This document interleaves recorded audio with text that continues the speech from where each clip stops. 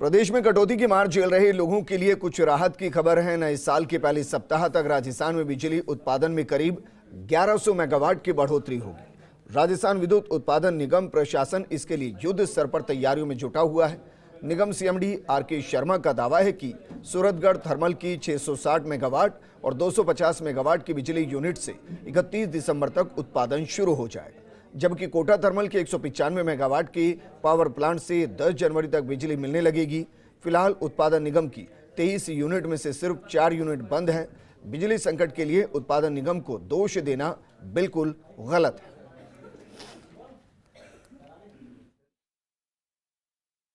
रबी season में बढ़ती मांग के साथ ही पूरे प्रदेश में एक बार बिजली संकट गहराया हुआ है और पूरे राजस्थान के अंदर लोगों को इसके लिए कटौती का सामना करना पड़ रहा है। लेकिन उस बीच में राजस्थान विद्युत उत्पादन निगम, जिसकी जिम्मेदारी है बिजली पैदा करना और डिस्कॉम्स को बिजली उपलब्ध कराना, उन्होंने का दावा है कि उनकी तरफ से पूरे प्रयास किए जा रहे हैं कि 100% बिजली का जो जनरेशन है वो किया जाए। हमारे साथ मौजूद है उत्पादन निगम CMD आर.के. शर्मा जी, उनसे बात करते हैं। सर, सबसे पहली बात थी, जो रबी सीजन है उसको लेके क्या प्लानिंग थी?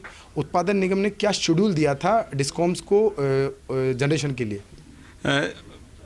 मेरे को डिस्कॉम्स ने कहा था कि नवंबर में इन्होंने मेरे से बोला कि आप हमें 4700 मेगावाट एक्स बस दे दें, और उससे पहले 3700 मेगावाट के आसपास मेरे को देने के लिए इन्होंने एक्स बस बोला था। 3200 मेगावाट, जब इन्होंने 3200 मेगावाट मेरे से मांगा उस समय मैंने 3700 मेगावाट इनको उपलब्ध कराया।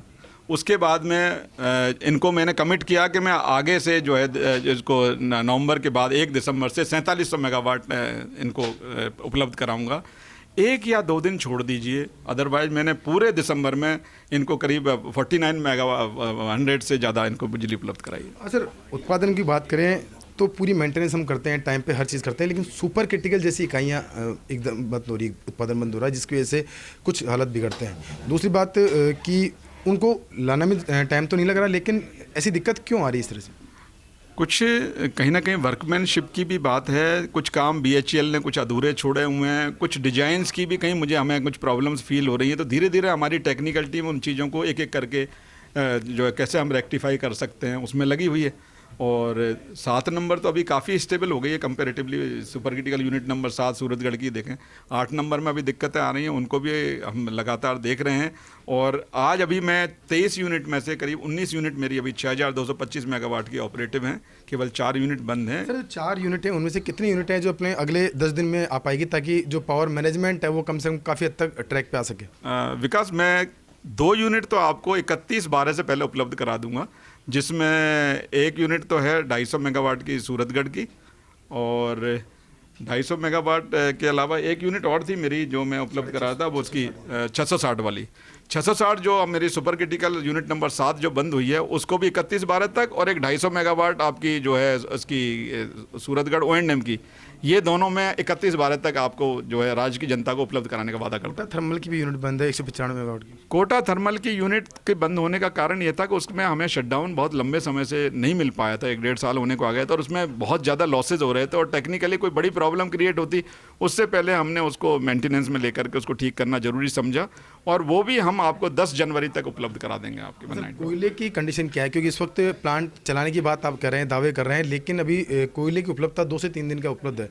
ऐसे में कोयले का प्रॉपर आपूर्ति हो और प्लांट चलते रहें, उसके लिए और क्या व्यवस्था रहेगी? कोयले के लिए हम लगातार जो है, एक तो हमारी कैप्टिव कोल माइन से कोयले की उपलब्धता बढ़ाने के लिए प्रयासरत हैं, और कोशिश ये हो रही है कि अभी 5 से 6 रैक्स पर डे जो हमारे पास में आ रही हैं उसको बढ़ा करके हम 10 से 12 रैक पर पहुंचाएं, और मैं उम्मीद करता हूं शायद जनवरी के फर्स्ट वीक तक ये उपलब्धता बढ़नी चाहिए। साथ ही हम लगातार जो कोल इंडिया का सहयोग भी ले रहे हैं। कोल इंडिया के रोज़ सब ग्रुप्स की, वीक में करीब 2 बार सब ग्रुप्स की मीटिंग होती हैं, उसमें हमारी कोल की उपलब्धता के आधार पर उनसे क्या सपोर्ट चाहिए, एडिशनल कोल रैक्स लेने हैं, चाहे वो हम आपके RCR मोड से लें या किसी भी मोड से लें, वो हमसे लेकर के सहयोग करके आगे बढ़ रहे हैं। अभी तक जिस तरह से आप बात कर रहे हो कि आपका जनरेशन 5000 के आसपास चल रहा है, तो लगभग ये मान के चलें कि हम 70 से 80% जनरेशन दे रहे हैं। कोल बेस्ड यूनिट से बहुत बड़ी बात है, लेकिन उसके बावजूद जब भी कभी संकट होता है तो उत्पादन निगम की यूनिटों पर डाल दिया जाता है कि वो बंद है, इसकी वजह से दिक्कत है। क्या लगता है, क्या उत्पादन निगम की छवि खराब करने के लिए इस तरह की बात की जा रही है, या फिर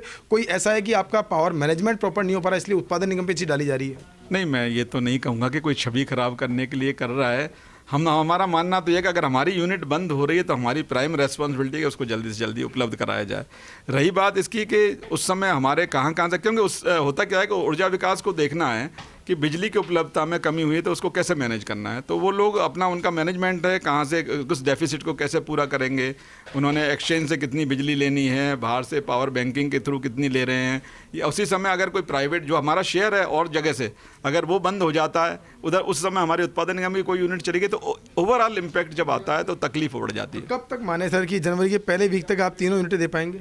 हाँ, मैं आपको जनवरी के 10 जनवरी तक तो 3 यूनिट दे दूंगा, 4 में से 3 यूनिट 10 जनवरी तक है। केवल एक 6,000 मेगावाट के लगभग केवल एक यूनिट मेरी 250 मेगावाट की बंद रहेगी, बाकी मैं 3 यूनिटें 10 जनवरी तक, 31 दिसंबर तक तो 2 यूनिटें उपलब्ध करा दूंगा 660 प्लस 250, और दूसरी यूनिट जो 195 मेगावाट की वो भी 10 जनवरी तक उपलब्ध करा देंगे। एकमात्र एक यूनिट बंद रहेगी वो जो है इसकी 250 मेगावाट की है, उसमें कुछ मेजर ओवरहॉलिंग का वर्क चल रहा है और वो मार्च के फर्स्ट वीक तक आएगी। तो ये थे हमारे साथ CMD RK शर्मा, जिनका दावा है कि किस तरह से उत्पादन निगम इस वक्त युद्ध स्तर पर काम कर रहा है, और साथ में उन्होंने ये भी कहा है कि 1000 के आसपास मेगावाट बिजली का जो उत्पादन बंद हो रहा है वो भी अगले एक सप्ताह के अंदर, लगभग एक सप्ताह के अंदर शुरू हो जाएगा, और उससे काफ़ी हद तक बिजली का मैनेजमेंट सुधरेगा। ऐसे में उम्मीद यही है कि जो ये दावे हैं वो धरातल पर उतरे, साथ में कोई यूनिटें ऐसी नहीं जो आपातकालीन स्थिति बंद होना पड़े, ताकि लोगों को जो अघोषित कटौती और घोषित कटौती का सामना करना पड़ रहा है उससे निजात मिल सके। कैमरा पर्सन विनोद गोस्वामी के साथ विकास शर्मा, फर्स्ट 9 न्यूज़ जयपुर।